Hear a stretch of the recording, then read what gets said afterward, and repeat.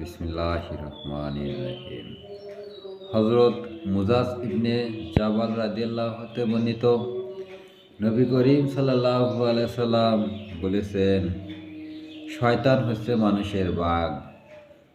যেমন বকরি পালনের জন্য বাঘ আছে, সে এমন বকরিকেই ধরে যে পাল থেকে দূরে সরে যায়, সেই বকরিকেই ধরে। অর্থাৎ আমরা যে ছাগল পালি, সেই ছাগলগুলো যে পাল থেকে সরে যায়, সেই ছাগলকে বাঘে ধরে খায়। তাই একত্রে থাকা উত্তম। একত্রে হওয়ার জন্য নামাজ এবং মসজিদমুখী হতে হবে। তাহলে আমরা দলবদ্ধ হয়ে থাকতে পারবো, জীবনযাপন করতে পারবো। তাই আমরা নামাজের জন্য আসবো, তাতে ওই ছুটে দেওয়া ছাগলের মতন হয়ে যাব।